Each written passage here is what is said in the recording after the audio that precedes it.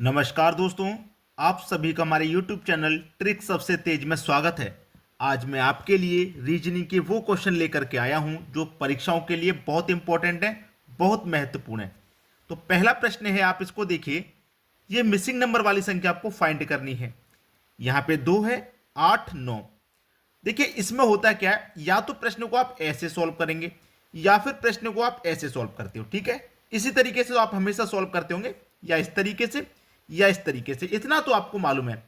लेकिन आपने एक तरीका और सीखा होगा कि अगर बड़ी संख्या प्रश्न में दी गई है, ऐसे चलोगे तो बड़ी संख्या यहां दी जाएगी, ऐसे चलोगे बड़ी संख्या यहां, या फिर नीचे को चलोगे तो बड़ी संख्या यहां, नीचे की तरफ चलोगे बड़ी संख्या यहां।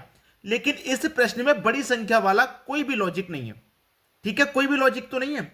जब मैं इस प्रश्न को आपको बता दूंगा तो आप क्या कहोगे, इतना आसान था, हमें तो पता ही नहीं चला। जो बच्चे कर सकते हैं करके तुरंत कमेंट कर दें, सर मेरा आंसर ये है, आपसे पहले मैंने कर दिया। अगर नहीं कर पा रहे हो कोई बात नहीं, मैं आंसर बता के जाऊंगा। 2, 8, 9। अगर आप इस संख्या को सीधा सीधा लिख देते हो, जैसे 2, 8, 9 सीधा सीधा लिख दिया, कुछ तो नहीं किया मैंने।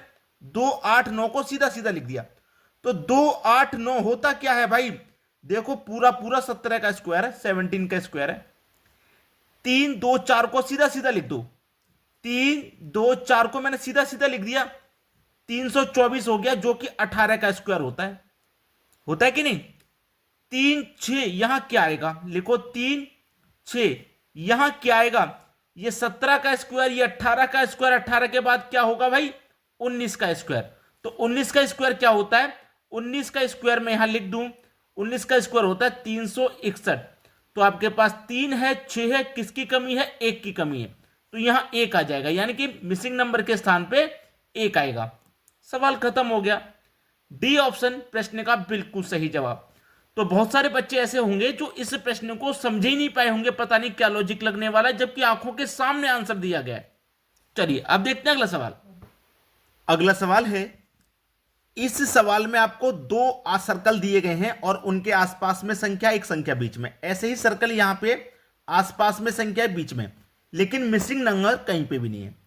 जब मिसिंग नंबर ही नहीं है तो क्या फाइंड करना है भाई। बहुत सारे बच्चों का दिमाग देखते ही कंफ्यूज में पहुंच गया कि भाई जब मिसिंग नंबर ही नहीं है तो हमें इसमें फाइंड क्या करना है। समझ में आया, कुछ नहीं आया। चलिए मैं बताता हूं फाइंड क्या करना है। आपके पास जो संख्या है बाहर और एक संख्या बीच में, बहुत सारे बच्चे क्या करेंगे कि बाहर वाली संख्याओं से बीच वाली संख्या को फाइंड करेंगे, बाहर वाली से बीच वाली संख्या को फाइंड करेंगे और लॉजिक पता करेंगे है कुछ या नहीं है। अब मैं आपको इसमें लॉजिक बताता हूं क्या है। देखो ऑप्शन में देखोगे 16, 49। 16 ये रहा, 49 इसमें है ही नहीं। 49 इधर है क्या, ये रहा 49, इधर 16, इधर से 49 ले लिया। दूसरा ऑप्शन में देखो 88, 86, इधर 88 है, इधर 86 है। 58, 86, इधर देखो 58 है और इधर देखो 86 है। इधर नन ऑफ दिस, यानी कि इनमें से कोई नहीं। चलिए लॉजिक सीधा सीधा है, मैं आपको बता दूं। अगर मैं यहां पे ध्यान से देखूंगा तो ये मेरा 8, 16, 8 से डिवाइड हो जाएगा, यानी कि 8 16 को भी डिवाइड कर देगा। 8 से 32 भी डिवाइड हो जाएगा, 8 से 48 भी डिवाइड हो जाएगा, 8 से 72 भी डिवाइड हो जाएगा, 8 से 88 भी डिवाइड हो जाएगा। लेकिन 8 से 58 डिवाइड नहीं होगा, इधर से 58 बच गया। इन सभी संख्याओं को 8 डिवाइड कर रहा है, केवल 58 को छोड़ के। ऐसे ही 7 मेरी संख्या है जो 28 को भी डिवाइड करेगी, 63 को भी डिवाइड करेगी, 49 को भी डिवाइड करेगी, 77 को भी डिवाइड कर देगी और 35 को भी डिवाइड कर देगी। तो 86 डिवाइड 7 से नहीं होगा। तो इधर डिवाइड ना होने वाली संख्या 58 और इधर 86। 58 और 86, सी ऑप्शन है प्रश्न का सही जवाब। इस तरीके के लॉजिक को अगर आपने पहले कभी नहीं सीखा है तो भाई इसी बात पे एक लाइक और एक शेयर तो बनता है। ठीक है, चलिए अब देखते हैं अगला सवाल। अगला प्रश्न है 1, 5, 13, 29, 61, 125 क्वेश्चन मार्क, यानी कि ये क्वेश्चन मार्क वाली संख्या कौन सी है वही पता करना है। अगर मैं इस तरीके से चलता हूं, 1 से 5, 5 से 13, इस तरीके से अगर मैं चलता हूं तो मुझे 1 से 5 बनाना पड़ेगा। और 1 से 5 कैसे बनेगा, अगर मैं 1 का मल्टीप्लाई 2 कर दूंगा तो 2 ही रहेगा, और प्लस 3 कर दूंगा तो 5। यहां मल्टीप्लाई 2 किया, प्लस 3 किया, तो यहां भी मैं क्या करूंगा, मल्टीप्लाई 2 प्लस 3, तो 5 का मल्टीप्लाई 2 10, 10 में जोड़ेंगे 3 तो 13। इतना क्लियर हो गया ना। 1 का मल्टीप्लाई 2 में करेंगे 2, 2 में जोड़ेंगे 3 तो 5, 5 का मल्टीप्लाई 2 में करेंगे 10, 10 में जोड़ेंगे 3 तो 13। अब 13 से कहां जाओगे, इस तरीके से आ जाओगे ना। हम ऐसे चले, फिर ऐसे, अब ऐसे चलेंगे, तो मल्टीप्लाई 2 प्लस 3 हो रहा है, तो मैं यहां पे भी 13 का मल्टीप्लाई 2 करूंगा, प्लस 3 कर दूंगा। 13 मल्टीप्लाई 2 26, 26 में जोड़ दूंगा 3 तो हो जाएगा 29। अब ऐसे चलेंगे, 29 से हम कहां जाएंगे, यहां पे, इस तरीके से, यहां, फिर यहां, फिर यहां, फिर यहां, तो मल्टीप्लाई 2 प्लस 3 करना पड़ेगा। 29 का मल्टीप्लाई 2 करूंगा तो 58, 58 में जोड़ूंगा 3 तो 61, बिल्कुल ठीक। अब ऐसे चलेंगे, 61 का मल्टीप्लाई 2 से करूंगा, भाई 61 का मल्टीप्लाई 2 से करूंगा 122, ठीक है, और उसमें क्या करूंगा, 3 जोड़ूंगा तो 125 हो जाएगा। अब यूं चलना है लास्ट में। लॉजिक आप सभी की समझ में आ गया है। मल्टीप्लाई 2 प्लस 3, 125 का मल्टीप्लाई 2 से करूंगा 250, और 250 में 3 जोड़ूंगा तो ये हो जाएगा 253। सवाल का सही जवाब हो जाएगा 253, जो कि आपके डी ऑप्शन में है। प्रश्न का बिल्कुल सही जवाब। चलिए अब देखते हैं अगला प्रश्न। अगला प्रश्न है, यहां पे प्रश्न में मिसिंग नंबर ये रहा, यहां कौन सी संख्या आएगी वो आपको बतानी है। और शायद ही इस तरीके का सवाल पहले बच्चों ने देखा हो। पहले की नहीं बात कर रहा मैं, मुझे लगता ही नहीं है कि आपने इस तरीके के सवाल भी सॉल्व किए हैं और करे हैं। देखिए यहां पे अगर मैं सीधा सीधा आपको लॉजिक बता देता हूं कि ऊपर दो संख्या नहीं है, केवल एक ही संख्या है 10, और जबकि नीचे दोनों तरफ संख्या है, लेकिन यहां हमारे पास एक ही संख्या है जो कि 10 है ऊपर। अगर मैं इस 10 से स्टार्ट करूं, यूं करके ऐसे चलता हूं, 10 में 3 जोड़ूंगा 13, 13 में 3 जोड़ूंगा 16, 16 में 3 जोड़ूंगा 19, 19 में 3 जोड़ूंगा 22, सब में 3 3 प्लस हुआ। भाई 10 में भी 3 प्लस हुआ, 13 में 3 प्लस, 16 में 3 प्लस, 19 में 3 प्लस। ठीक है, ऐसे चले हम।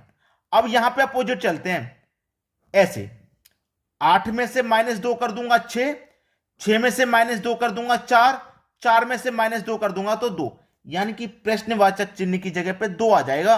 हमारे सी ऑप्शन में 2 दिया गया, बिल्कुल सही। आसान था कि नहीं? लेकिन फिर भी आप पता नहीं क्यों इसको कठिन पे कठिन समझ रहे होंगे। अब देखते हैं अगला सवाल।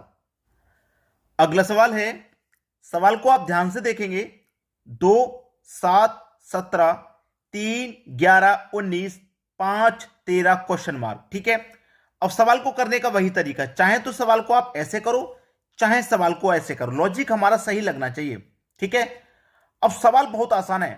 आसान के अगर मैं बात कर दूं यहां पे, तो ज्यादा से ज्यादा 5 सेकंड का सवाल, केवल 5 सेकंड का, उससे ज्यादा का सवाल नहीं, बिल्कुल भी 5 सेकंड का सवाल। अब बहुत सारे बच्चे तो ये कहते हैं सर आपको तो पता है, आपने तो पहले से कर रखा है, इसलिए आपको 5 सेकंड लगेंगे, हमें तो अधिक समय लगेगा। आप भी वैसे ही प्रैक्टिस कर लो ना कि आपको भी 5 सेकंड लगे बस। भाई हमें 5 सेकंड क्यों लगे हैं? हमें 5 सेकंड क्यों लगते हैं? क्योंकि हमने पढ़ाई की है, इस पर रिसर्च ज्यादा की है, मेहनत ज्यादा की है। अगर आप भी मेहनत ज्यादा करोगे तो हो सकता है आप 5 नहीं, आप हमसे भी आगे निकल जाओ 4 सेकंड में। आगे कब कोई निकल जाए, मेहनत के ऊपर है। मेहनत से ही आप आगे निकलोगे, और मेहनत ना करने से ही आप पीछे रह जाओगे।